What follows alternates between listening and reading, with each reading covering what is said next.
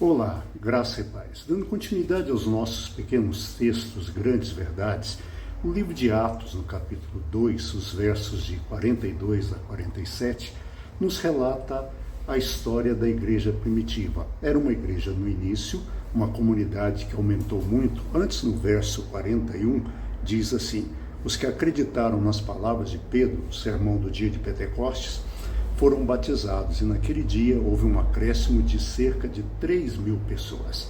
A igreja era uma igreja que estava com 120 pessoas, e aí de uma hora para outra chegaram 3.000 pessoas. E Atos de 2, de 42 a 47, vai dizer o seguinte: todos se dedicavam de coração ao ensino dos apóstolos, à comunhão, ao partir do pão e à oração. Havia em todos eles um profundo temor, e os apóstolos realizavam muitos sinais e maravilhas. Os que criam se reuniam num só lugar e compartilhavam tudo o que possuíam. Vendiam suas propriedades e bens e repartiam dinheiro com os necessitados. Adoravam juntos no templo diariamente, reuniam-se nos lares para comer e partiam o pão com alegria e generosidade, sempre louvando a Deus e desfrutando a simpatia de todo o povo. E a cada dia o Senhor lhes acrescentava aqueles que iam sendo salvos. A igreja primitiva, o texto diz que eles perseveravam na doutrina dos apóstolos, eles perseveravam na palavra.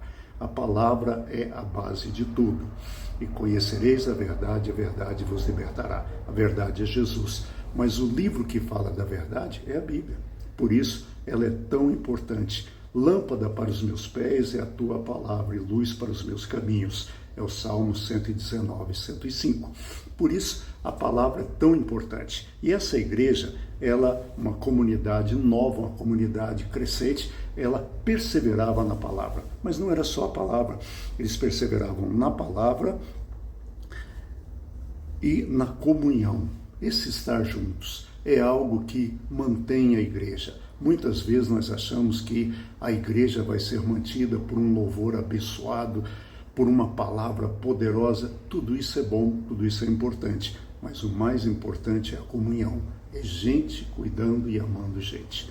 Quando gente ama gente, a igreja cresce. E eles perseveravam também no partir do pão, ou seja, havia essa integração entre eles. A ceia do Senhor, o partir do pão, era muito importante, e também na oração. E o texto, ele vai dizendo que essa igreja era unida, se reunia, eles amavam uns aos outros, eles cuidavam uns dos outros, eles adoravam juntos no templo diariamente e também reuniam nos lares. Ou seja, era uma igreja que tinha cultos públicos, que a Jerusalém não a reunia no templo, porque o templo era do judaísmo, eles se reuniam no pátio do templo. E de casa em casa. As reuniões aconteciam nos pequenos grupos, ou grupos de crescimento, ou células, como você queira. Mas esses grupos eram muito importantes.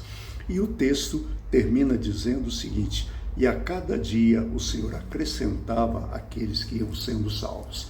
E um pouquinho antes, ele vai dizer que sempre louvando a Deus e desfrutando da simpatia de todo o povo. Nós cristãos devemos contar com a simpatia de todo o povo. Eles podem não entender o que nós fazemos, podem não compreender a forma como nós vivemos, mas eles devem ter simpatia pelo jeito em que vivemos e pela forma como agimos.